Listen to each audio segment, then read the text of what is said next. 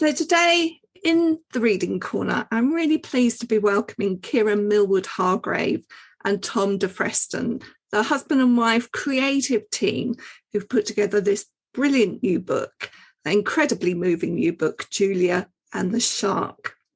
To give you just a little bit of an insight into the book, Julia and her parents are moving from Cornwall to the island of Unst in the Shetlands for the summer.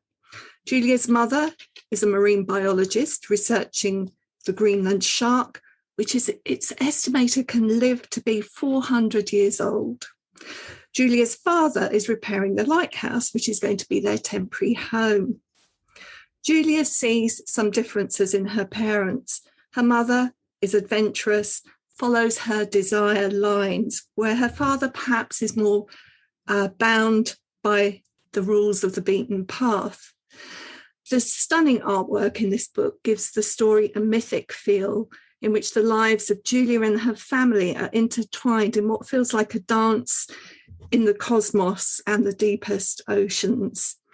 Here to help me explore a little bit more and to give their interpretation on the story, I'm so pleased to be welcoming Kiran and Tom. Thank you so much for joining me. Thanks for having us. It's a story about many things. And I'm really interested, Kiran, if we could ask you to tell us something about the journey of this story. For a long time, Tom and I have been looking for a story to tell together. And when I say together, I mean that as equal partners. We wanted to create something that needed us both and needed words and images. And as soon as Julia arrived as a fully formed and speaking in my ear, I knew that I'd found a character that I wanted to spend time with. And then the idea of the shark, which is the other really central character, if you like, in this book, that just provided the perfect vehicle for Tom to really take on the meat of this story and allow us to investigate depths that I wouldn't have been able to tell alone. So the shark, as you mentioned, is this incredible animal who can live to 400, 500 years old, moves through the coldest seas at enormous depths and is almost mythic in its feel. But in this book, it also becomes a metaphor for mental illness and sort of this darkness that stalks the story. And without Tom's art, that wouldn't have been so apparent in the reading experience. So really, the way it came about was Julia arriving and the shark not far behind, and instantly both of us understanding this was a story that could only be told with both of us. Did the story itself emerge in conversation between you? How did that process work? I think from early on we had like the shape of a world and these central characters. And so from the very beginning we were in collaboration discussing that and what that would look like. But then the next stage, it was kind of important that the story got mapped out in words first. And then it was after the first draft that I kind of then came in and started to do a first draft of the images. And then there was kind of constant back and forth, because I think the first draft was maybe 60,000 words. And yes. Then it's halved probably. It's halved, exactly. And that is purely through being allowed to condense, and also having those images as that extra dimension to be able to sort of leap into is so freeing as a writer, to accept the limits of language and to allow that visual experience to take over. It was quite exhilarating, really. So Julia arrives on this island, and to begin with, it feels like an adventure because she's going to stay in this lighthouse. What is it about lighthouses, do you think? They appear in film, in literature, in art. What is it about the lighthouse that is such a strong image for a story like this?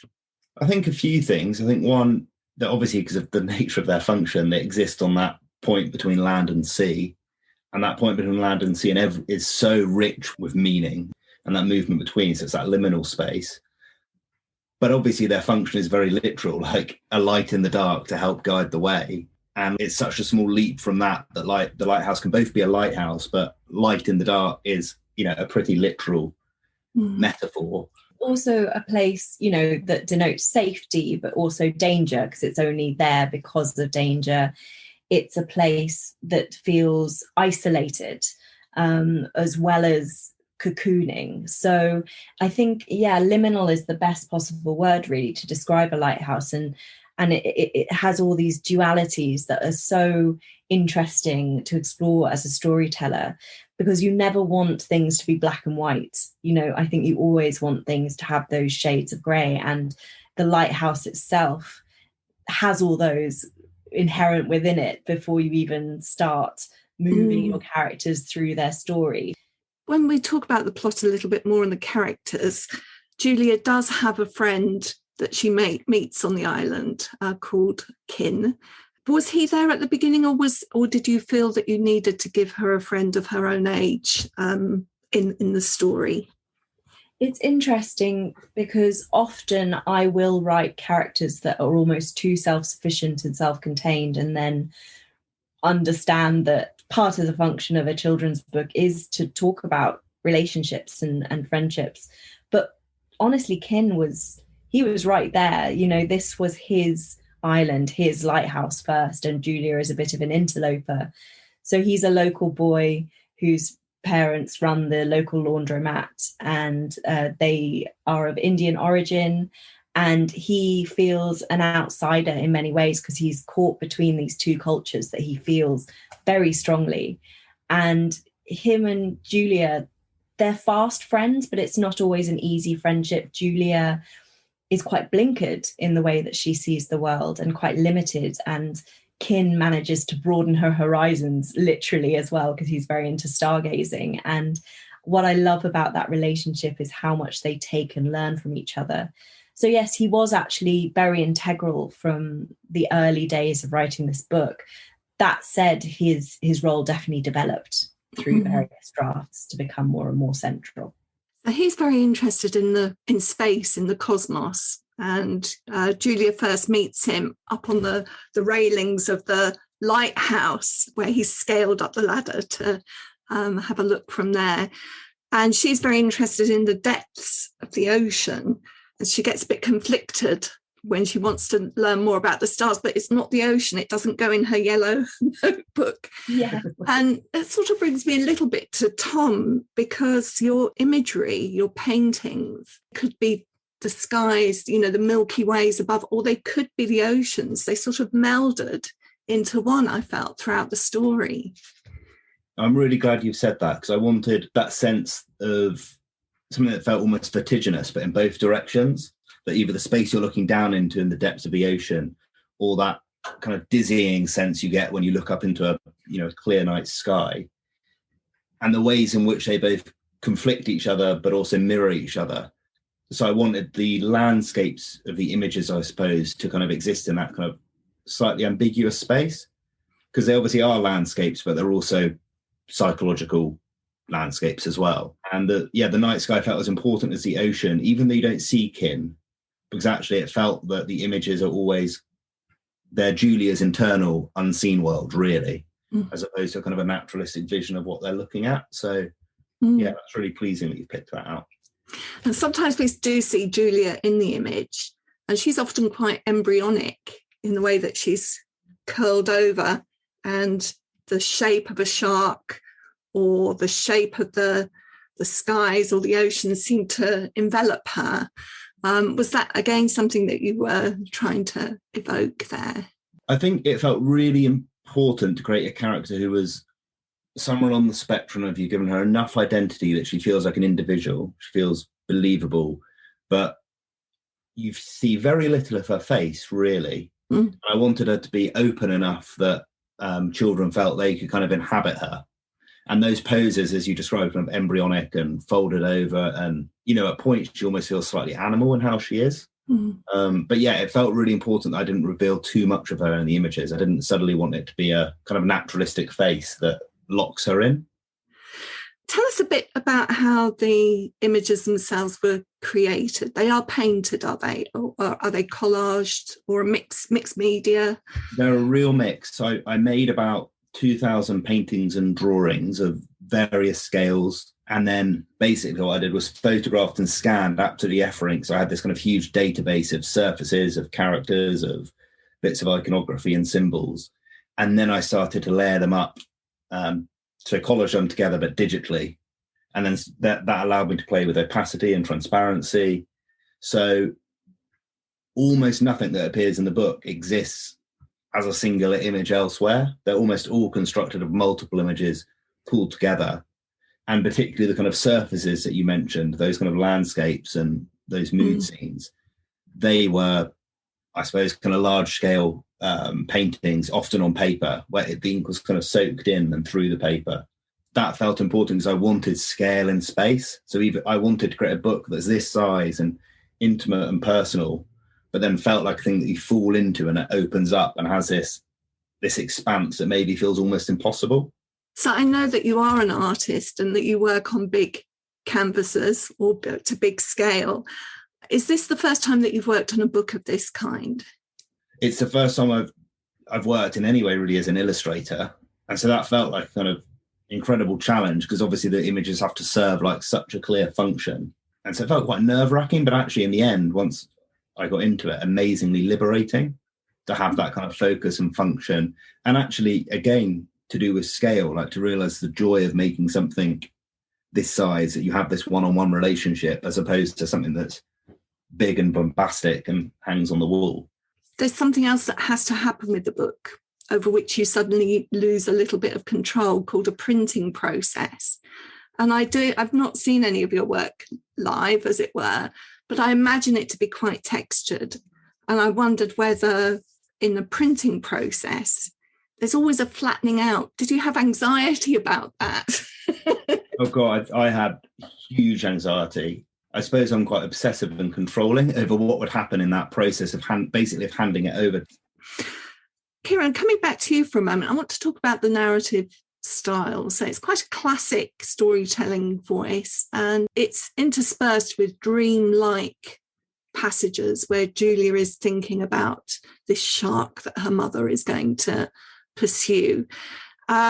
Did they flow as part of the narrative, or were they written afterwards and inserted? What was that process? They very much flowed. I do tend anyway to write in sequence, I suppose because I'm so always mindful of the reader's experience. So I always want to be looking at it through that lens. But the dream sequences, they came at very natural interludes. They act as sort of punctuation, I suppose, if you like, a pause, but also what Tom was talking about that vertiginousness, that drop into a moment where Julia, she's often moving in this narrative, literally moving through time. And these are moments where she's sort of stuck in that way that you often are in dreams, where you're going to the most incredible places, but you're pinned to your bed. And that was very much my experience of writing them. Was I'd get to a point where it just felt like it needed that moment to pause and really go into what was really going on with her. Because really this is, as Tom was saying earlier, it's about her internal landscape. A lot of stuff happens in the book. I do still want it to feel very engaging and like an adventure story, but really it's a bit of a character study and a bit of a moment, an invitation for a reader to really look at someone and see them in all their complexities and develop a bit of empathy, I suppose, around the way other people's minds work. And it's also, her coming to understand her mother. We often don't really know our parents. They reveal themselves to us through our lives. And, every so often you get that insight into them as people and not just as parents. And I think that's what's happening to Julia in this story. She's coming to understand her mother as a person. And as a person apart from her. And more to the point, the fact that Julia is not an extension of her mother. And that's both a very terrifying and liberating thing, initially terrifying and ultimately liberating. And that very much mirrors my own experience of growing up and seeing my mum as this sort of monolith and this extraordinary, almost mythic person.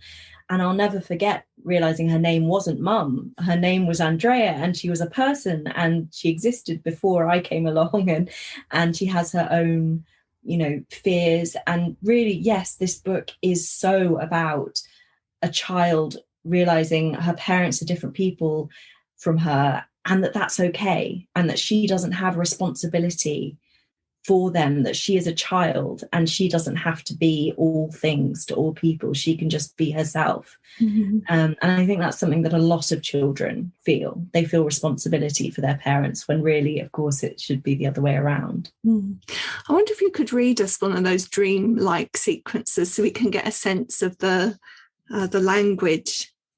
Of course. So this comes at sort of the midpoint of the book, when Julia's mum is out on a stormy sea. The bed was a boat, and the sheets turned to foam under my fingers. The whole room was rocking, and above me the roof was gone, replaced with lightning lashing the low, thick clouds, long tongues of fire furling and unfurling, tracing veins of burning silver, but silent. It raged and raged, without a sound. And there was something in the water. It was deep, moving slowly through the black sea. The water rose above the rolling shape, huge and swallowing as the sky. I couldn't move, couldn't see it. It was quiet, all so quiet, I felt caught behind glass. I couldn't turn my head, but I knew it was rising, knew it was opening a mouth wide as the world. Tom, can you describe the artwork to us at that point in the story? So on the first page, there's an image of Julia in her bedroom, and then the door is half open, and there's this outline of a shark that's kind of entered through the door and under her bed. But because it's an outline, it also feels like it could be a shadow, or it could be a space kind of cut out of her bedroom. And at that point, I think, behind that whole scene, it should also be said, is this kind of ghostly, just about there surface, this kind of storm system that's splitting apart, and actually starts to reference some of the things in the text. So the tracing veins, the lightning lashing. And I wanted to make sure that the image, in terms of how it sat on the page, started to kind of construct the atmosphere of a dream. So it started to have this kind of uncanny, discombobulating feel, this sense of like a reality that's just been slightly twisted and turned on its head, so that you feel kind of slightly, I suppose, unsettled, really, and not sure what's real and what's not real. And then as you turn the page for the kind of the second bit of Kiran's description of this form beneath the sea, that's when there's this, in the book, it's actually one of the tracing paper outlines of the shark kind of emerging. And that was actually made by working on these sheets of paper where I'd have an outline of the shark, and then I'd work with permanent ink and acetone, so basically the stuff you use for nail polish remover, and I'd pour that on top of this shape and basically leave it, so it would leave this kind of this imprint that bleeds out almost like water or like a storm into the page, and across it as well, so that the shark is kind of forming and unforming. So that hopefully you have this sense of something hovering and lurking just beneath the surface, or even within the surface. Let's talk about yellow. I'm interested in the kind of symbolism of colour, and yellow can mean many things. I'm sure it does mean many things in this story, actually. Julia wears her mother's yellow Macintosh. She writes in a yellow notebook. Obviously, the two-colour printing, it's just yellow that we see there. The lighthouse has a yellow beam. This must be a conscious decision to have this yellow running through it. It definitely is. So from our first conversations about creating a story together, we wanted to very early on decide the language of the book, the visual language of the book. And yellow felt like a natural choice, because to me, it's hope, and it's spring, it's daffodils, it's stars, it's light. And also from very early on, I had this image of the yellow raincoat, and that is what Julia's mum wears. And so it's Julia's favourite colour, essentially, because she hero worships her mother. And so everything she has is sort of a tribute. So she has her yellow notebook where she writes down all her sea facts that her mum tells her. And I especially love a touch of Alice and the Designers, which was to have yellow birds at really important points in the book that really have come to represent Julia to me. This, the specialness of every individual, the extraordinary and the ordinary. It's worth saying, I suppose, that the fact the rest of the book is monochromatic means that you've got this world that's like either dealing with these very high contrast blacks and whites, or at other points has these really subtle in between greys. And at one point we thought about the whole thing being full colour, but it was so important that it wasn't, because that's what then makes that yellow completely pop. And it felt really important, and I don't mean playing games in a clever way, but the game you could play with, what does yellow mean when it's in the lighthouse's light? What does it mean when it's what Julia's wearing, or when it's a bird, or when at one point the shark becomes completely yellow as well? And I think in each individual instance, it means something subtly different. But in the broadest sense, it's kind of obviously the symbol of hope and light. Interesting. There's a word that you use, desire path, and you use it twice in the book. And when somebody uses something twice, it sort of makes me notice. So it's used early on where Julia's mother notices by the lighthouse that somebody's used a desire path. That means a path that people have just made. It's not the official path that they should be walking up. And then later at Greenland, use that word again. It made me think that actually this is about whether you follow your desire path or you stick to the path. It absolutely is. And it's also about damage, and it's about, what your will can inflict on those around you. Her mum thinks nothing of tramping through the undergrowth, and that's not a judgment on her as a good or bad person. It's just a reflection of her will. Her mum will take the most direct path to get what she wants, heedless of the damage that she's doing to the landscape she's treading underfoot, or indeed the people around her who maybe need her to take more care, not only of them, but also of herself. Because I always think of desire lines as so romantic, and it's all very well and good, but, leave only footsteps, but you have to tread carefully. You have to take care. You have to understand that you are not the center of everything, that you are part of something bigger, and that you need to respect other people's boundaries. And, it's so absolutely, I'm so glad you picked up on the repeated use of that, because I do think there's something actually quite complex to be said about so many books are sort of like, forge your own path, do it at any cost. And actually, we are all part of a community and we are all interlinked. And I think a lot of this book is also about Julia understanding that she can mess up and she can inflict damage through her privilege.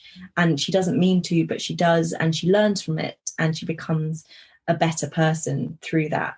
Which may just bring us back briefly to Julia's dad, who's a much quieter presence in the book, but he does fix the lighthouse. And he is the one that can restore some balance into the life of this family. I love the dad, because my reaction to him was, I was like, he's a necessary evil, he's boring, he's this, he's that, but he is the anchor, he is the lighthouse for this family, he is the safe harbour. And it felt really important also to portray, for Julia to have two parents who are happy together and in love, and for the mental illness intrudes on that and destabilizes that. And that's when you see the value of that balancing presence, that stability, that consistency and constancy. So I absolutely fell in love with him. I just want to ask you both what it's been like working on this project together, what you've actually gained, each of you gained from the experience of working with the other in this way. I think we work incredibly differently. So Kiran tends to have an idea that will form in her head, almost in a kind of a compost heap for often years. And then it seems to me almost like an act of magic that then it just comes out almost as if fully formed. Whereas I more kind of dive head into the start of an idea for something and then just let it kind of form in front of me. So I get kind of taken over by the process, and then I become completely obsessive and compulsive about it until it's finished. And I think we thought that was going to be a real kind of butting of heads. But for some reason, this project found its own kind of rhythm really beautifully and easily. It felt very much like we were in synergy, like there was we were of the same mind. We knew exactly what we wanted to achieve, and we were both working towards that.